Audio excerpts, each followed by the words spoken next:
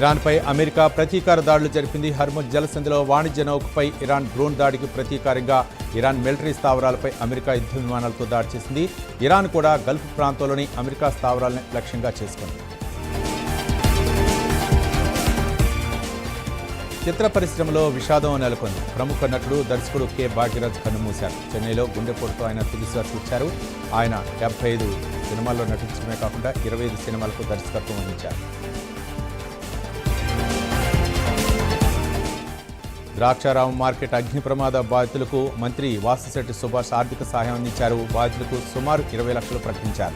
దాతల నుంచి మరో 40 లక్షల రూపాయలు, ఎస్పీ రాహుల్ మీనా 50,000 రూపాయలు అందజేశారు. 20 రోజుల్లో షెడ్లు నిర్మిస్తామని మంత్రి హామీ ఇచ్చారు.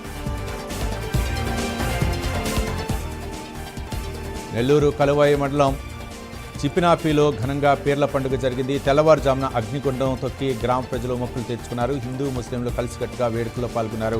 మత సామరస్యానికి ప్రతీక ఈ పీర్ల పండుగ నిలిచింది. కడప జిల్లా కమలాపురంలోని ప్రభుత్వ ఆసుపత్రిలో విధులకు గైర్హాజరైన డాక్టర్ పవన్పై కాంగ్రెస్ నేత మేగడ అశోక్ కుమార్ రెడ్డి ఆగ్రహం వ్యక్తం చేశారు. అత్యవసర రోగులకు వైద్యం అందక ఇక్కట్లు పడుతుంటే పవన్ నిర్లక్ష్యంగా వ్యవహరించడంపై మండిపడ్డారు. ఉన్నతాధికారులు వెంటనే చర్యలు తీసుకోవాలని కోరారు. తూర్పుగోదావరి జిల్లా రాజమండ్రిలో భారీ వర్షం కురిసింది. దీంతో అనేక రోడ్లు జలమయమయ్యాయి. కంబాల చెరువు, చిరంజీవి బస్టాప్ ప్రాంతాల్లో నీరు నిలిచిపోయింది. డ్రైనేజీలు పొంగడంతో ప్రజలు, వాహనదారులు ఇబ్బందులు పడ్డారు.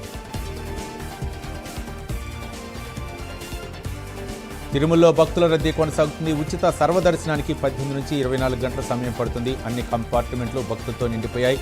ఇక టైం స్లాట్ దర్శనానికి 7 గంటల సమయం పడుతోంది.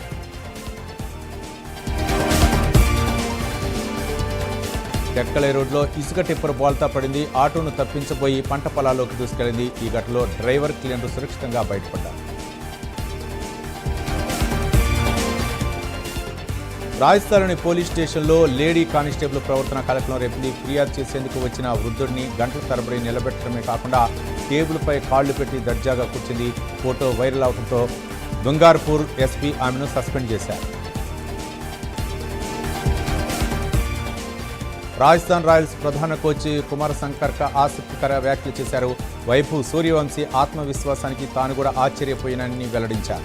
ఐపీఎల్ 2026లో లక్నో సూపర్ జైంట్స్తో జరిగిన మ్యాచ్కు ముందు వైభవ్ చెప్పిన మాటలను ఆయన గుర్తు చేసుకున్నారు.